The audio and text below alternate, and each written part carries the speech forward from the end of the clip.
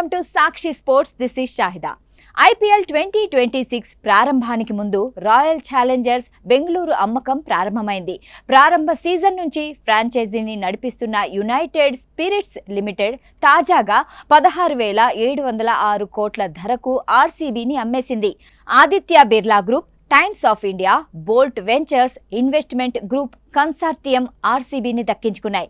ఈ డీల్ తర్వాత RCBకి ఆర్యా మ్యాన్ బిర్లా కొత్త చైర్మన్గా బాధ్యతలు చేపట్టనున్నాడు. దీంతో ఆర్యా మ్యాన్ బిర్లా ఎవరు అనేది ప్రస్తుతం నెట్టింట చర్చనీయాంశంగా మారింది. ఆదిత్య మ్యాన్ బిర్లా ప్రముఖ పారిశ్రామికవేత్త, ఆదిత్య బిర్లా గ్రూప్ అధినేత కుమార మంగళం బిర్లా కుమారుడు. 28 ఏళ్ల ఆర్యా మ్యాన్ గతంలో క్రికెట్నే తన కెరీర్గా ఎంచుకున్నాడు. మధ్యప్రదేశ్ తరఫున దేశవాళీ క్రికెట్ ఆడాడు. ప్రస్తుతం RCB ఆటగాడు వెంకటేష్ అయ్యర్తో కలిసి మ్యాచ్లు కూడా ఆడాడు.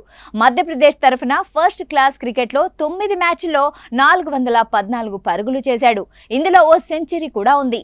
ఇక IPLలోనూ ఆర్యా మ్యాన్ బిర్లా అడుగుపెట్టాడు. 2018 సీజన్కు ముందు జరిగిన వేలంలో ఇతన్ని రాజస్థాన్ రాయల్స్ 30 లక్షలకు సొంతం చేసుకుంది. అయితే 3 ఏళ్ల పాటు ఫ్రాంచైజీలో కొనసాగినా ఒక్క మ్యాచ్ ఆడే అవకాశం కూడా అతడికి రాలేదు. 2020లో రాజస్థాన్ రాయల్స్ ఆర్యా మ్యాన్ను రిలీజ్ చేసింది. ఆ తర్వాత డొమెస్టిక్ క్రికెట్ IPLలోనూ ఆర్యా మ్యాన్కు అవకాశాలు రాలేదు. దీంతో కెరీర్ మధ్యలోనే తీవ్రమైన ఒత్తిడి కారణంగా క్రికెట్కు రిటైర్మెంట్ ప్రకటించాడు. మానసిక ఆరోగ్యం, శ్రేయస్సుకు ఎక్కువ ప్రాధాన్యం ఇవ్వాల్సిన అవసరం ఉందని అతను ఆటకు వీడ్కోలు పలికాడు. ఆటకు గుడ్ బై చెప్పేశాక ఆర్యా మ్యాన్ తన తండ్రి అడుగుజాడల్లో నడిచాడు. హార్వర్డ్ విశ్వవిద్యాలయం నుంచి MBA పట్టా పొందాడు. ప్రస్తుతం ఆదిత్య బిర్లా మేనేజ్మెంట్ కార్పొరేషన్ లిమిటెడ్లో డైరెక్టర్గా ఉన్నాడు. ఓ పక్క వ్యాపార రంగంలో రాణిస్తూనే త్వరలో RCBను ముందుకు నడిపే బాధ్యతలను చేపట్టనున్నాడు. RCB ప్రగతి కోసం ఈ భాగస్వామ్యంలో కలిసి రావడంతో ఒక గౌరవంగా భావిస్తున్నట్లు ఆర్యా మ్యాన్ సోషల్ మీడియాలో పోస్ట్ పెట్టాడు.